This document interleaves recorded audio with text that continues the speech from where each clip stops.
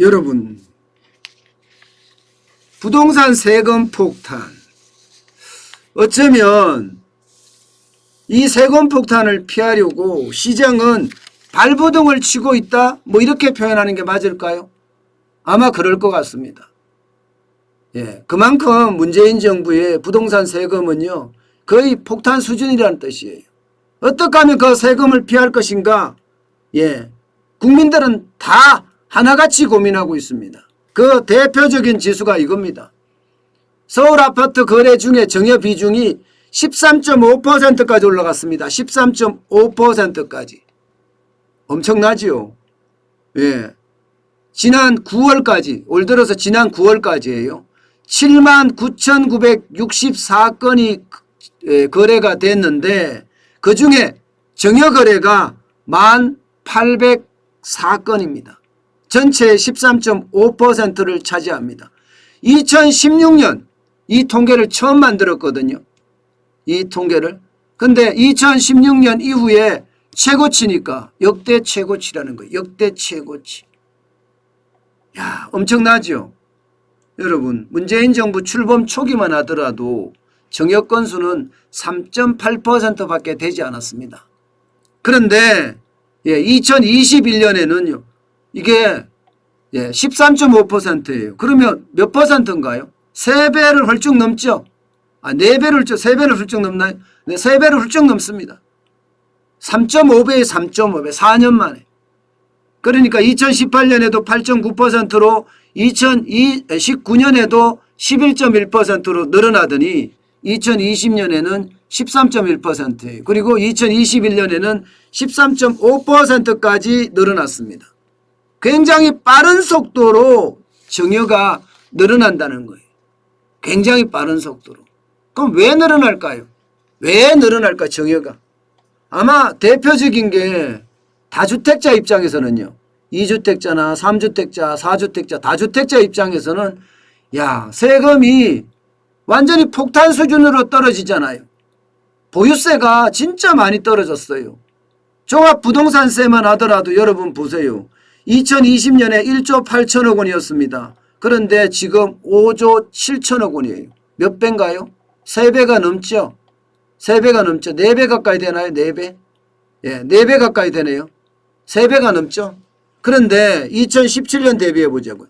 2017년 대비해 보면 3,878억 원이었습니다. 이게 지금 5조 7천억 원이 되었으니까 이게 지금 몇 배인가요? 몇 배예요? 10배만 돼도 3조 8천억 원이랄 거 아니에요. 20배는 안 되지만 엄청나게 폭등을 했죠. 이게 문재인 정부의 민낯입니다. 그런데 문재인 정부는 상위 2%한테만 간다고 하는데 웃기는 소리죠. 웃기는 소리죠. 사람들을 자꾸 호도하려고 해요. 거짓말을 말입니다. 이거 참말이야, 참말이야, 참말이야, 참말이야, 참말이야 이렇게 자꾸 되뇌이면 그게 참말이 된다네요. 거짓말인데 귀에 익숙해지고 마치 거짓말인데도 참말처럼 믿는다는 겁니다. 그래서는 안 되잖아요. 지금 그러고 있는 거예요. 지금 그러고 있는 거. 저는 굉장히 충격적으로 지금 보고 있는 겁니다. 그만큼 종부세 폭탄 이거 심각하다. 그래서 차라리 2주택자 같은 경우는요. 많이 나오면 서울에서 많이 나오면 종부세가 1억대까지 나오니까 종부세가 아니죠. 보유세라고 해야 되죠. 재산세하고 종합부동산세를 다 합쳐서 보유세가 1억까지 나오니까 이거 안 되겠다. 차라리 정의하자. 이렇게 나오는 경우가 지금 많다는 거고요. 또 하나 있습니다. 또 하나. 세금 폭탄 때문에 정의가 많이 일어나는 또 하나는 바로 양도소득세 폭탄이에요. 여러분도 알다시피 집 두 채가 있으면 기본세율에다가 기본세율이 6에서 40%입니다. 6에서 40%. 6 내지 6에서 40%가 기본세율인데 여기에다가 두 채가 있으면 집 할 때 20%를 가산합니다. 그럼 60%죠. 60%에다가 여러분 지방세 내야 되잖아요. 지방세. 이게 지방세가 내면 지방세 6%가 붙잖아요. 그러면 기본세율이 아무리 적어도 말입니다. 71.5%까지 올라갑니다. 71.5%까지. 3주택 같은 경우는요. 82.5%까지 올라가요. 82.5%까지. 예. 예. 82.5%까지. 이게 세율 자체가 6 내지 제가 40%라고 했나요? 45%입니다. 예, 45%에다가 지금 20%를 더하면 65%죠. 65%에다가 지방세 6.5%를 더하면 71.5%입니다. 71.5%. 세채일 경우에는요. 여기다 가산세가 30%가 붙어요. 그러면 45%의 최고세율에다가 30% 붙으면 75%죠. 여기에 7.5%의 지방세율이 붙으면 82.5%입니다. 그러니까 야 이거 세금 뭐 감당할 수 있겠느냐. 차라리 양도하자. 82.5%면 오히려 정여하는 게 세금이 적습니다.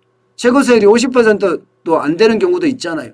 물론 세율에 따라 틀리긴 하지만. 그러니까 이제는 못 참겠다. 그냥 세금 폭탄에 정여하는 게 낫겠다. 이렇게 지금 생각을 하고 많은 분들이 정여에 나선다. 예, 이런 얘기입니다.